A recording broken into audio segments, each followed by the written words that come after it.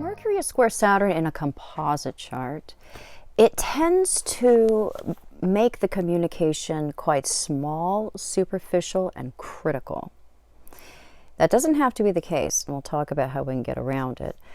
But it does represent a lack of creativity and a lack of tolerance in how two people are communicating, what they're bringing out in each other.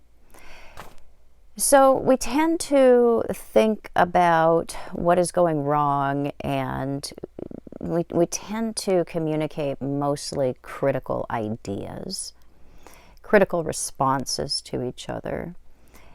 It is not a type of communication where we're asking a lot of questions, where we are curious about each other. We are more focused on what's happening in the day-to-day, and especially what's going wrong or what is flawed. The other thing with this particular square is that we don't make an effort to communicate. It feels like there's a block or some kind of wall that can keep us from having necessary confrontations, working things out, talking about complex subjects or complex things. So people do communicate with Mercury in a square to Saturn, but they don't communicate effectively, and they don't communicate about things that are meaningful, things that actually are impactful in the relationship. They barely scratch the surface.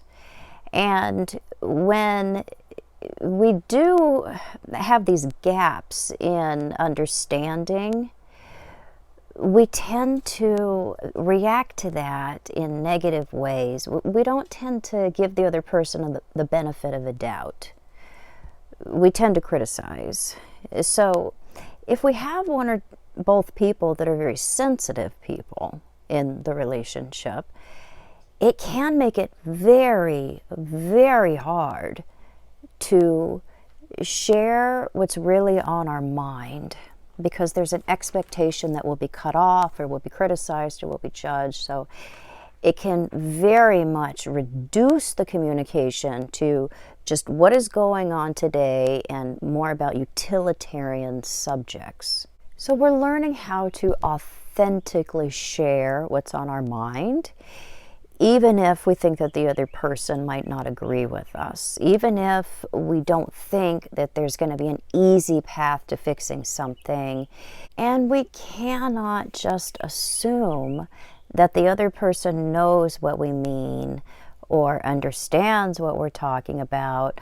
There isn't a lot of assumption that goes on with the square, but when it does go on, it doesn't lead to good things, because we find out that the other person actually did not hold that opinion or that thought that we thought that they did.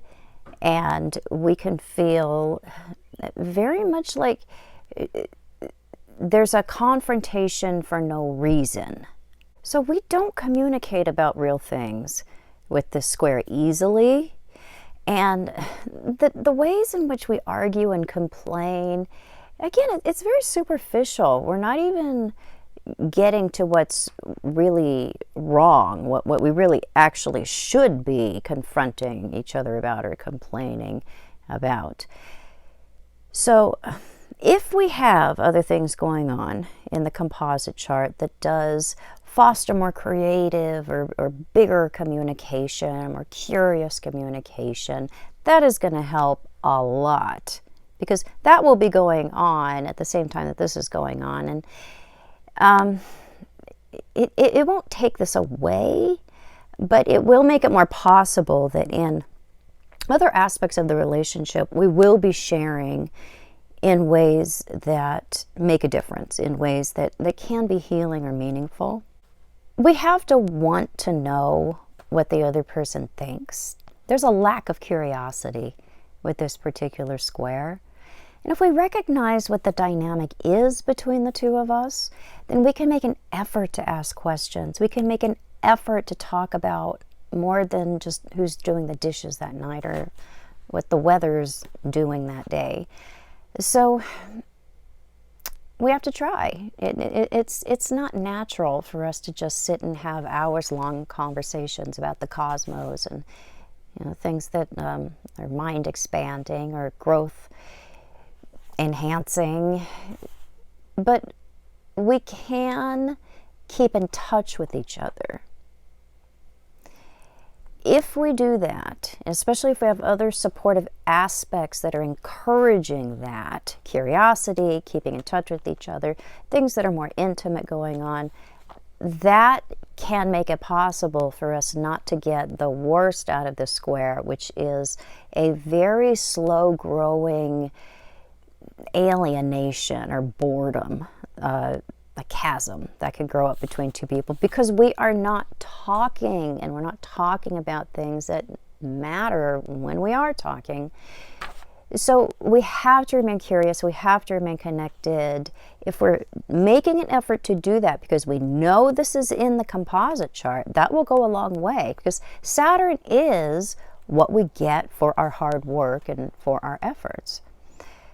So if we also have escape valves that do bring creativity, and if we also have two people whose natal charts are more curious, if we have more, Sagittarius and Mercury stuff, where we are naturally communicative, that's going to bode better than for one or two people that are more distant or closed off or insular. So you have to look at who's in the relationship to really look at what are the potentials that are probably going to come out of this particular square. I hope that was helpful. If it was, please like my video and subscribe to my channel.